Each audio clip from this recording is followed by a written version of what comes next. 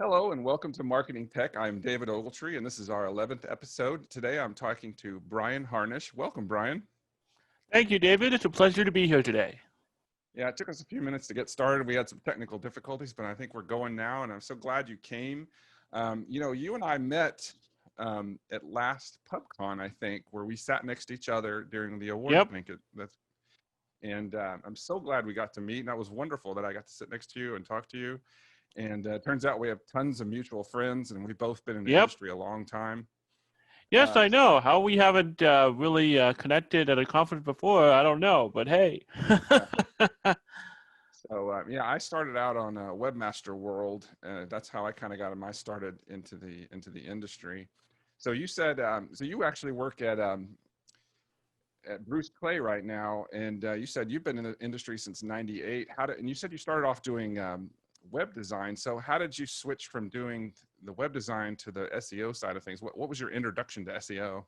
Well, what happened was that this would have probably about 2005 when I was hired, 2006-ish, when I was hired at a real estate SEO agency. And I was doing customer service there for a while, including technical support. And eventually the website marketing department, the company had a little bit of a restructure and brought me into their website marketing / SEO department, and I've been doing it ever since. Wow. So But that my was first about question. 2007. Okay. So 2007 was when you started the SEO side of things. So, no, I had actually been doing SEO on the side for quite a bit before that. So Okay. that would have been, I was kind of moonlighting, perhaps, if you'd like to call it that, but mostly experimenting on my own projects and stuff like that when things were much simpler back then. Yeah. So the first question I usually ask people is, what kind of computer do you have when you do your daily work with? Oh my, I have a custom built PC I put together myself. And if you can give me like 2 seconds, let me bring up CPU Z and I can run through my specs. So I have an AMD Ryzen 7 2700X 8-core CPU, which is approximately 3.7 gigahertz, and I have a Gigabyte X570 AOS Master motherboard, 64 gigs of RAM, 8 gig dual NVIDIA GeForce RTX 2080 video card, Oh, wow. and so on and so forth. So it's decked out for performance and bragging rights. So when did you get your 2080 about when it came out, or when did you get it? No, this was about approximately a little bit over a year ago Okay. when when I built the new PC. So had the 2080 Supers come out by then? I do not recall. Yeah. I probably had a little bit of a max budget, so I couldn't exactly spend just 1,500 on a video card, even though I Right. wanted to. Well, the 2080 Super wouldn't have been that much. It's a 2080 Ti that would have been a lot. So the reason I Yes. brought that up is because you probably bought it right at the best time, because when the 2080 Super came out, the 2080 probably went down in price. So that was probably a good time. Hopefully you Yep. got it at the right time. Yes, I think so. I think I made a few good choices as far as hardware is concerned. So I've Oh yeah, been it sounds pretty really happy good. with it. Haven't met a screaming frog crawl that I haven't been able to tackle yet. Well, 64 gigabytes of RAM is a lot. I mean, that's the highest anyone I've talked to has. That's quite a bit. Oh, I only funny have story. 32. I do have a funny story. Probably shortly after I built the computer, Screaming Frog introduced their hard drive capability. Mhm. So that they no longer had to use the onboard RAM in order to store the crawls. Right. So I'm like, okay, fine. The memory still helps, though. I mean, it uses Yes, as much definitely. memory as it can, and then it switches. So, I mean, from what I remember, yeah, it works really well. I Oh, was actually yes. going to. Have you tried using a NVMe hard drive to speed things up too, or? Um, and I'm sorry, one more time? Have you ever? What kind of a hard drive do you have? Is it an Oh, SSD it's or? SSD. Yeah. Well, they have It's newer ones. SSD. I think it's Samsung Evo 860. It's either Yeah. an Evo or a Cubo. I forget which one because I have several daisy chain and a RAID array. So Oh wow. Okay. Yeah, they have a newer one's called an M.2 is the format, and it's called NVMe, and they're like maybe 4 or 5 times yes, faster. That's what I have on all my machines. Even my laptop nice. has one of those. Yeah, they look like RAM RAM. sticks now. Hmm. Yeah, it's shocking how fast they are, Oh and I yeah, imagine there's gonna be a new generation fairly soon for using PCI 4, which is PCI 3 is what most things are now, but things are going to be yes. switching to 4 soon, and the new Isn't video Intel coming cards. out with a new architecture pretty soon for CPUs? Yeah, pretty much everything is coming out soon, and a lot of the online guys are saying don't buy anything right now because Yeah, everything's about to get really shaken up. The Nvidia really shook up the video card market the other yep. day. Have you followed that at all? I have really with I have not had as much time to keep up on the tech news side of things that I'd like, Yeah, but I do know that things have been shaken up with all of the pandemic and everything that's going on right now in that regards. So I can imagine that the video card industry has been shaken up with that too. right.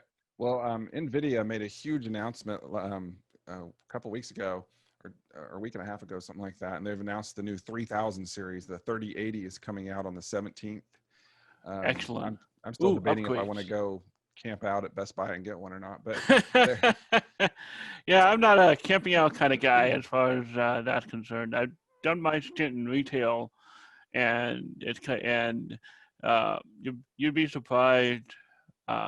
In the old days, like at CompUSA, where people would line up around the corner for $200 for rebates that would bring the price of a laptop down to $200, $300, Right. along with sticks of RAM, and then you send in the rebates for whatever. It Well, was pandemonium, basically. Nvidia announced that they're coming out with the new 3080 on the 17th, and then they're coming out with the 3090, which is what would be considered the Titan class now, which is like more of a professional, not much of a gaming, not Nice, so much for gaming, but the and that one's going to be $1,500. But the 3080 is only going to be $700, and the 3070 is coming out in October, and it's only going to be $500. So outstanding. people are selling 3080 Ti's for $400 to $500 right now. So Oh my gosh. and I think that's probably too much, you know. And I'm in the in enviable position that I bought a 2080 Super on July 12th, so I couldn't return it, and Yeah, I thought about selling it, but I was getting offers for like $400, and I was like, I'd rather just keep it. yeah. I saw your Facebook post on that. Yeah, it's like you buy a video card and then you have to take off $400 just to be able to sell it. Not a good deal.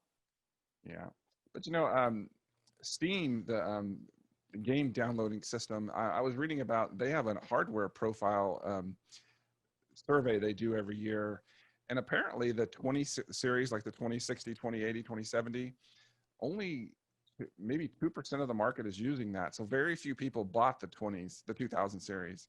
So the average card, like more than 50% of people are, you know, 1660 or a 1080, 1070, those using these really older cards. Oh my and gosh. and so it's most people can't afford, you know, hundreds and hundreds of dollars for a video card. So most people Right. are on the $150, $200 cards. But the 2000 series, the 2080, like we have, it was a huge failure in the sense of they didn't sell very many of them because the performance wasn't there. I Right. mean, people were still buying 1080 Ti's. They're still buying them for like $500-$600, which is a pretty old card at this point because it performs really well. And most people are like, the only new thing really with the 2000 series was ray tracing, and everybody's like, we don't need ray tracing. What's that? You know. Yes. So I've I kind of got off my rant. You're the first person I've talked No to that, worries. that built their own machine that I could talk to with this. So No worries, David. No worries. Yeah, it's really. I think probably before I had injured my knee a few years ago, that's all I did for my PCs is I built them on my own, and so probably the past couple of years, 2016, 17ish or so, I had. Basically bought Dells, and there's no comparison. The bloatware is, oh my gosh, it's terrible. right. So how do you cool down your machine? Do you use a fan or do you have water I use cooling, the or how do you? NZXT Kraken X72 liquid cooler. Okay, how many fans is on it? I have about approximately 4 fans. There's 3 up at the top of the case, and then you have the liquid cooling fan that sits right on top of the CPU. Hmm. And it's great. It keeps it at like approximately 40 to 45 degrees Celsius Oh, on the average. hmm. So Yeah, I I have think a it's really done very well. I've heard some things about like the fact that some liquid coolers can end up just really leaking after 6 months, and but no issues with the NDXT Kraken. nice. I have a 3900 XT Ryzen 9. I got that recently, and Ooh, yeah, so I've it's been eyeing the I have been eyeing the 3900X. the X is the way to go. I felt kind of cheated that I bought the XT. They released the XT, and then it was.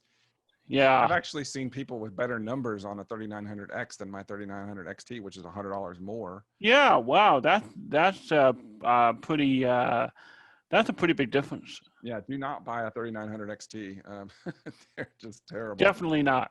I Def- mean, in the grand scheme, I'm glad I have it in the sense that instead of a 5 or a 7 or whatever, but I would much rather have the 3900X.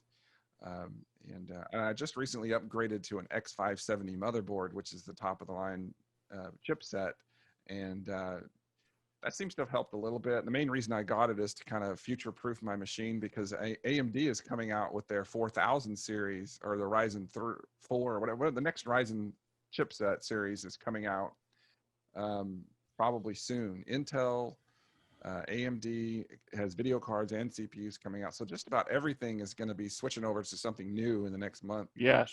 So I'm thinking about waiting till December to figure out what I'm going to do as I'm far as probably going to upgrading. wait about till probably 6 months into the year next year to upgrade because every time you have a brand new chipset or whatever, there's always bugs that they got to work out. Same Yeah. thing with new video game systems. They always have issues with software patches, stuff like that. I'd rather wait until they're all ironed out before making the purchase.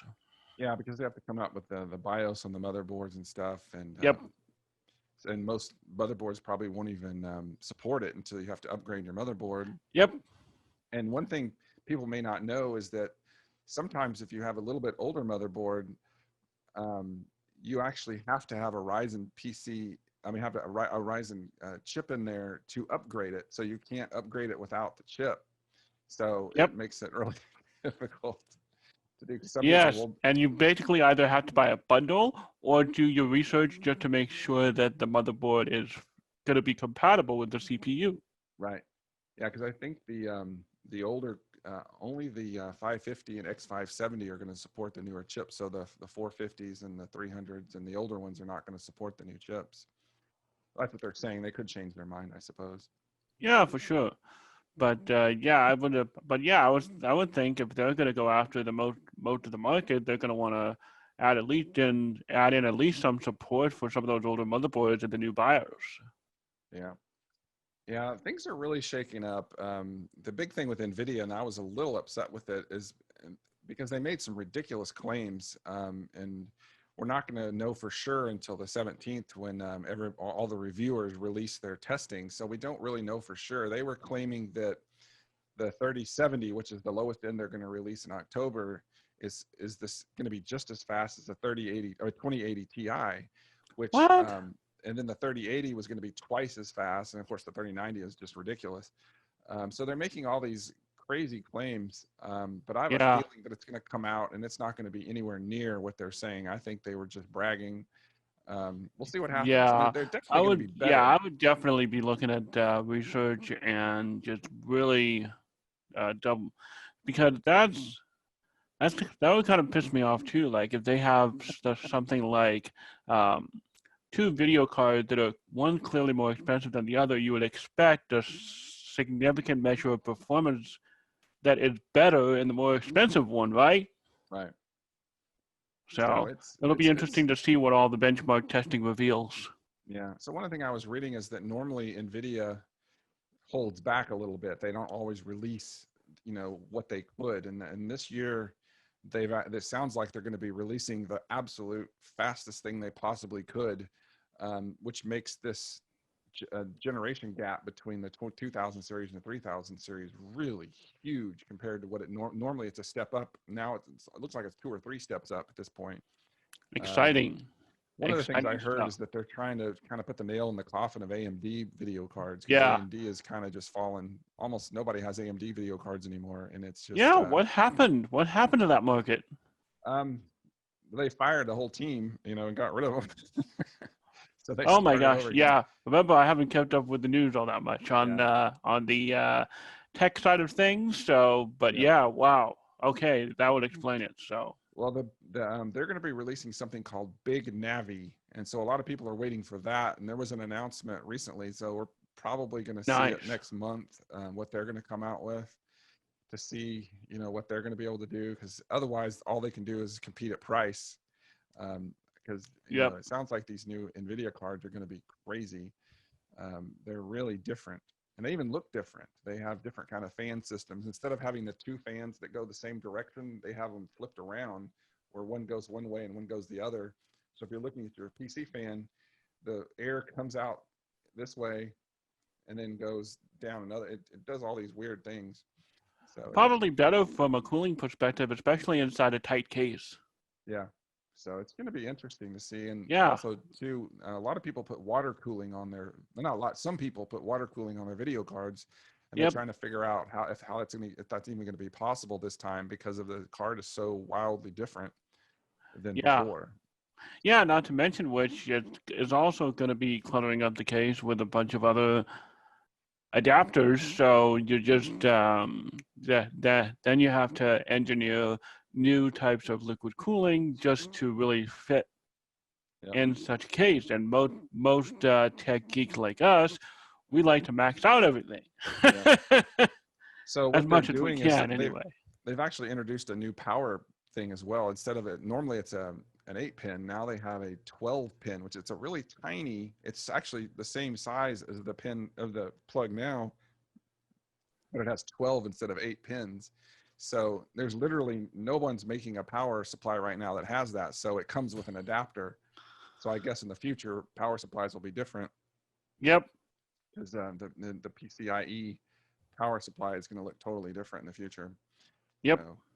So that's my news on that. I've been wanting to get that out at some point. So I think you're the best person to talk to with it, because you actually Oh understand well, this stuff. thank you, David. But yeah, definitely, it's I'm always into computer tech and latest and greatest stuff. Even Yeah. though I want to buy everything, but Yeah, it's really I got to tempting. exercise some measure of self-control in this area. Yeah. So another thing I ask people is tabs. So how many tabs do you keep open at any normal time? Oh my gosh. Usually at the end of the day, I sometimes end up with 30, 35 tabs on average. Oh wow. On average, I've sometimes a talked to little less.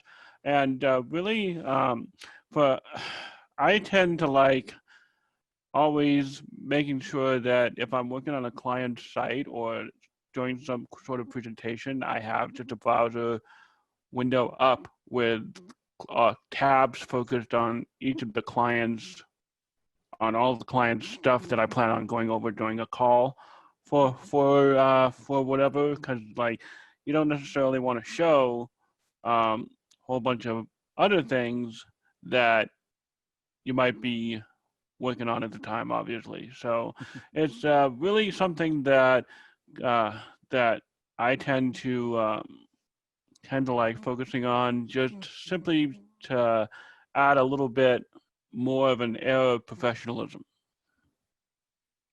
Yeah. Yeah, I tend to keep maybe 7 or 8 open at a time, and I've had a bunch open on occasion, but it's rarely because I can't see it very well, so I need to be able to see what's on there. Steve Wiedemann, he said he has like 70 or even more than that, 100 something. It's crazy. That's that's a lot. I can't imagine. So you run a lot of Screaming Frog. Do you run it on your machine? On your machine?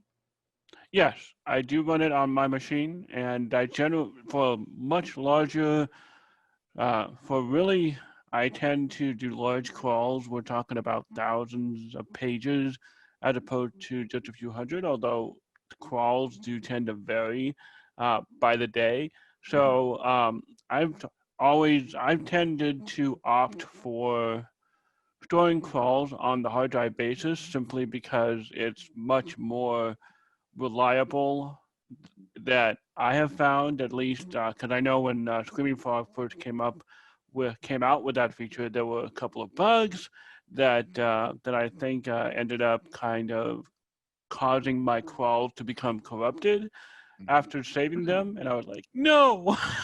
Yeah.